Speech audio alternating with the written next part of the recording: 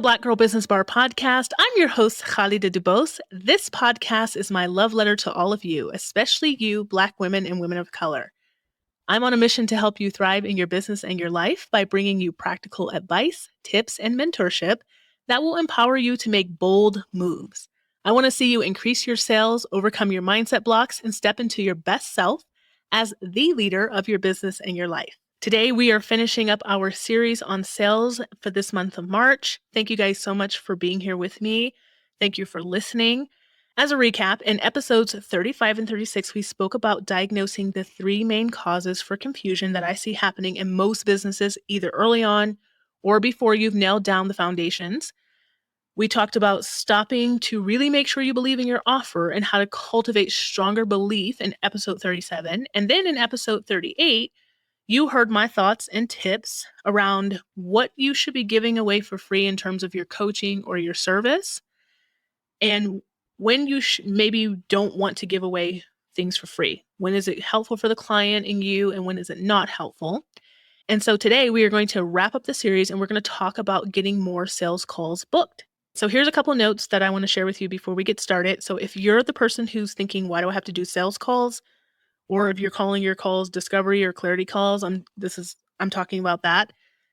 That is what I teach. That is what I learned from all of my coaches, everybody that I ever learned under, whether it was one-to-one coaching or in courses. I learned from people who are very, very successful, and that's the way they teach, and it's the way that I believe after trying it my way and trying it that way. I also believe that it's best to use sales calls as your method of selling when you're first getting started, because it's the best way to convert your high-ticket clients. It's a really great way to understand your audience deeper, which will help to inform your marketing. You need to practice selling because it's a foundational skill in your business. So doing sales calls is going to be really helpful because you're going to be practicing selling. All right, so a few other notes that I wanted to make is that if you are booking 1 to 2 sales calls per month, or if you have a couple trickling in here and there, that's great. My hope is that when you listen to this podcast, when you listen to this series, and you follow the advice, you will see an increase in those numbers. So if you're booking 1 to 2 right now, that's kind of your average number. Maybe you'll go to 2 to 3 or 3 to 4. So I didn't want this to be like, I'm supposed to have sweeping numbers eventually. But if we see any change for the positive, then that's a really good sign. Also, follow the advice in this podcast that resonates with you the most. For instance, if you follow advice in this particular episode, try sticking with it for 90 days. We never see results overnight. First of all, it takes practice to implement what we're doing. So try sticking with it for at least at the minimum of 90 days. Probably a little bit longer is best, but 90 days at minimum.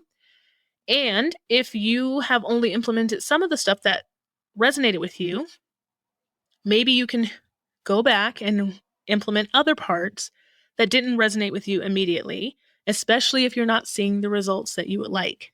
Finally, I would like to say, I'm not going to jump into sales call training in this podcast, but if you are feeling like you're challenged around your sales calls, if you're like, hey, I get sales calls, but I don't convert sales calls, if you're having any other challenges in your business that were brought up in this series or at any other point in this podcast, I would love to talk to you. And I'm giving you an invite to book a sales call with me, and let's talk about the challenges that you're having and how I can help you. All right, so let's dive in. So in order to start booking more sales calls, I have 6 practical tips. Again, I follow these tips, I teach these tips, and I hope you will learn from them. So tip number 1, you have to believe in yourself. You have to believe in your offer. Believe that what you are doing as a service provider or as a coach or whatever kind of business you have, that it's very valuable, that it's going to change somebody's life. So think about that. It's very valuable and it's going to change somebody's life. If you're struggling with this, listen to episode 36 as many times as you need, and then implement some of the tips that I offered around cultivating the belief. So my personal opinion here is that belief is 80% of this game. 80%. If you don't have belief, if you have 0 or 10% belief, it is going to be a huge uphill battle. So if you find that, maybe you aren't believing in yourself, maybe you have a lot of doubts, it's time to start cultivating that belief. You will be called to believe in so many unseen things in your business, in every single stage of your business, in the beginning, when you start making money, when you want to go to the next level. Speaking from experience, you're going to have to, your beliefs will be challenged. But many times you have to start cultivating that belief by acting, and then the proof comes later. That's what it means to have faith in something. That's what it means to believe in yourself. You have to believe in yourself by putting forth the action as if it's already true, and then you will see it start to materialize.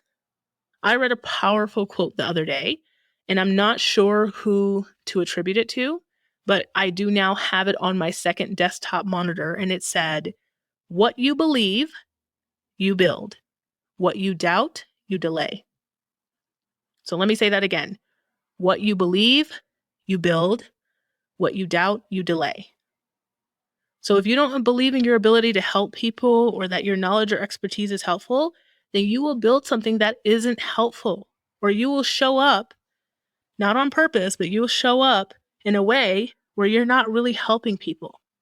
We see many iterations of this in our lives, in our careers, and in our business. All you have to do is stop and think about something that you have a lot of doubts around, and you'll start to see how you show up for that. We also see our results delayed by constantly doubting that we have what it takes.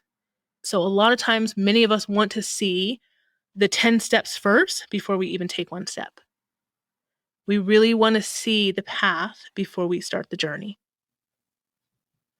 Okay, so tip number 2, make sure your ducks are in a row. So this one's a little bit more tangible for those of you out there who really just need something tangible to hold on to.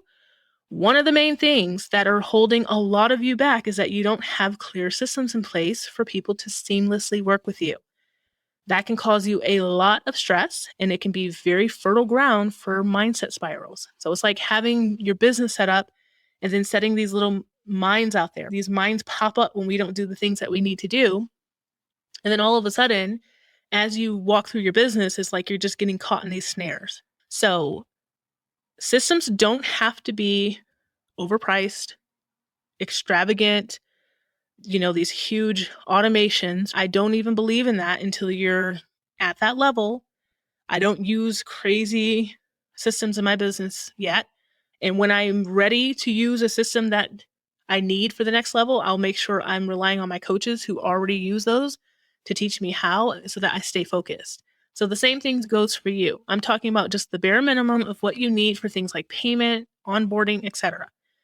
You can check out episode 16 of this podcast around the tools that I recommended and the tools that I use, if that's going to be helpful for you. Tip number 3, let people know about your offer over and over again. So I cannot stress this enough. I can't stress this enough.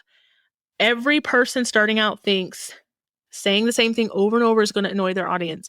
And if you've listened to this podcast in the last year, you've probably heard me say this multiple times. And in marketing, we really need to remind people. We need to remind people. We need to remind people.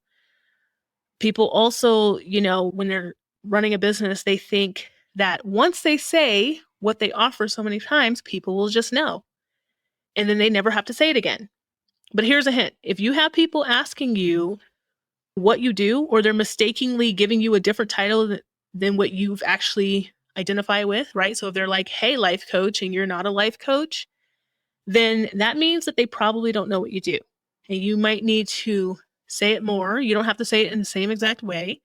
There's many ways we can talk about what we do, and there's many ways in which we can communicate that to people. So figure out how to do that and make sure you're doing that often. Remind yourself of all the people that you needed to hear from over and over and over again before you ever went to work with them, before you ever went to their website, etc. Remind yourself that this is an exercise in helping people warm themselves up to you and letting them know. And we don't have to be attached to it. We just let them know, and we just keep moving.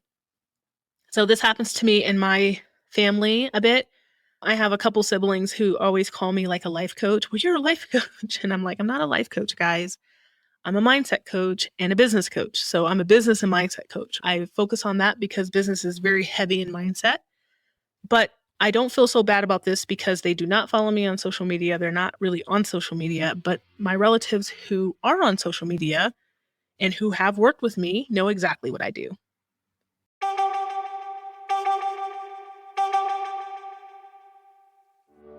Hey friend, popping in for a quick break to say thank you for your continued support of the Black Girl Business Bar podcast.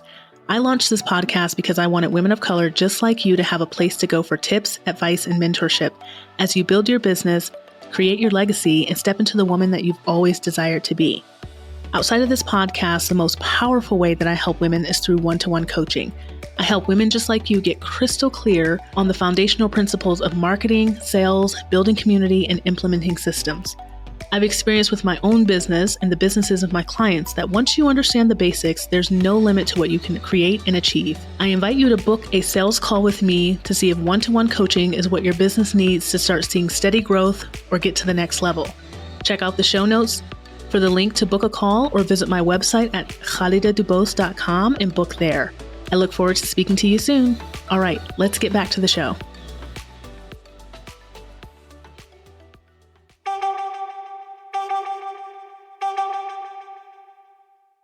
Tip number 4, build relationships with your community, whether you have 100 or 1,000. If you've listened to the series, you're probably thinking, okay, this sounds like deja vu. I've heard this before. Yes, you've heard this before. I did mention this in episode 36. If you're struggling with feeling like you need to just build your audience, that's what the problem is. Build, build, build. No, you have 100 people or you have 1,000 people. You need to start to cultivate the relationship with them. Make sure you're providing value to them. The more value you provide to people, the more you will attract people. Why? Because the people that are in your audience who like what you say and who is resonating with, what do? They hit the share button or they comment on something and then it pops up onto their friends' explore page, or they visit that post from their friend sharing, and then they make a decision like, hey, I want to follow them. And chances are your ideal audience has friends who are also your ideal audience, right? So instead of worrying about how do I get the algorithm to work for me and build and let me get more followers, and if I have enough people, then I can do something, focus on building the relationships with the people that you have now. So my coaches always told me to focus on the audience that I have. And when I finally took this advice and leaned in, no matter how scary it got, I got more engagement over time. My community started to grow. And of course, you guessed it, I got more inquiries and my calls picked up. And I'm going to be honest here, I feel like my calls go through cycles. So if you feel like that, totally normal. Tip number 5, open your heart and your mind to the fact, and this is good news, guys, open your heart and your mind to the fact that potential clients can come from anywhere. Seriously, anywhere and everywhere. So this probably belongs more under the subtitle of belief, our first tip, but I wanted it to stand alone because it was really a game changer in my mindset when I started reminding myself a lot that you have no idea who's watching you. Your audience can come from anywhere. I don't know if I mentioned this last time, but my first 3 clients came from people that I didn't really know. They weren't following me and benefiting from what I was sharing. They came from referral and then people that just came across me and then they got on a sales call and I converted them. So I love this because our brains usually want to know where's my next client coming from, especially if you're not fully booked yet, or if you're at a place where you're trying to get to the next level, whether that next level is client number 2 or client 100, your brain's like, okay, so where's the next person coming from? So this is just natural that we want to know. We like stability. And so it's really nice to, in my opinion, remind myself that, hey, my clients can come from any place. And when you relax, then your brain starts to find all the places. Your awareness starts to zero in on like people who could potentially be clients and that you can learn from. So I know this to be true now because, like I said, I signed clients who came from nowhere. And then also I've had people that I never thought were going to like work with me on the business, like with business or book calls, who have done just that. So now this belief is kind of solidified for me. All right. So our final tip, and I have a little story to go along with this tip, so hang in there with me. But our final tip is stop focusing on the numbers, the hashtags, the algorithms, etc. I spoke to many of you over the last several weeks, and I hear so many iterations of the numbers, or I just need to figure out my hashtags, or, I give up on the hashtags or something, right? The algorithm, I need more reach, etc. These things are distracting you from seeing what's happening in your business. They're taking all of your clarity away, and they're making it so like you're looking through like this fuzzy, dirty window. You can't see things clearly. What's really happening when you focus on the numbers and you don't need to be at this point is that it's really speaking to a fear of something else. The fear of not having enough, if you're worried about reach or worried about building more. Sometimes it's important for business owners to focus on their numbers, but again, most people are not at that level where they need to be focusing, because when they get to that level, they've already gotten past all this algorithm stuff and they know exactly what to do, and they find the people to do it. So I'm going to share with you a story that I hope is very helpful, but I learned all about algorithms when I was in medical device sales. So I don't know if I've ever shared this story or not, but I was a clinical rep and I had to learn dozens and dozens of algorithms based on what a patient's heart was or wasn't doing. So we would implant devices into a patient's heart, and I had to know how that algorithm worked because I had to follow up with the patient. I had to tell the doctors, give them our advice on how they should program the device, etc. And so I know a lot about these, and I worked for 2 different companies, and I had to do that learning 2 times over. It took me almost a year each time to learn all the things that I needed to know to be able to safely go out into the field and do follow-ups and implantations with doctors. So knowing this information was very imperative for my position, and so I learned it. But I was given all of the information right then and there. I got to go into clinical practice and see hundreds of scenarios of how a device would react, what types of disease states the patients were in, etc. Okay, so I had a lot of information at my disposal, and doctors still would get stumped by what the device was doing, i.e. the algorithm in the device, by what it was doing in relation to what was happening in the patient's heart. Why? Because the patient is a human. We program the device for a set amount of rules, if you will, that might happen, a set amount of scenarios. And so what happens when one of those scenarios is just slightly different? Then the device reacts or doesn't react in a specific way. We still didn't know what was going on. We were dealing with human beings, and I was working with doctors who went to school for a very long time, and they knew what they were doing.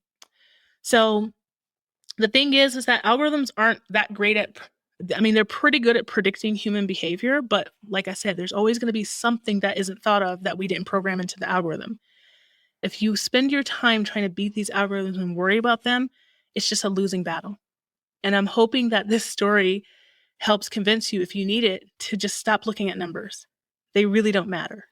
If you focus on the things that you can control, which the algorithm then, rewards you positively for, like quality content, practicing that content, engaging with your community, and then, of course, for your business, overcoming mindset stuff, you're going to be so much better off. There's a few people out there who learn the algorithms because that's their job, right? Maybe they're like the Instagram or a Facebook expert or a Pinterest expert, and they learn the algorithm because that's their job.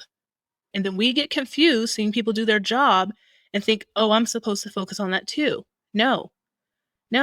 When I worked for these medical companies, only a specific set of us focused on algorithms. Everybody else in the company focused on something else. So you need to focus on whatever it is that you need to. And I really think this series is very helpful. Parts 1 and 2 of diagnosing the real problem in your business is going to help you.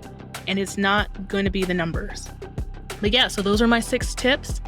Again, guys, thank you so much for following the series. If you did not listen to all of it, I highly recommend that you go back and listen to it. And I think you're going to get so much out of it, and it's going to help you out a lot. Thank you so much for hanging out and listening to the Black Girl Business Bar podcast. If you haven't already, hit that follow or subscribe button so you never miss an episode. And if you found today's episode helpful or had any aha moments, tag me on socials and let me know about them. As always, friends, we're dropping podcast episodes on your favorite podcast player every Tuesday and episodes on YouTube every Thursday. And we can't wait to see you back then.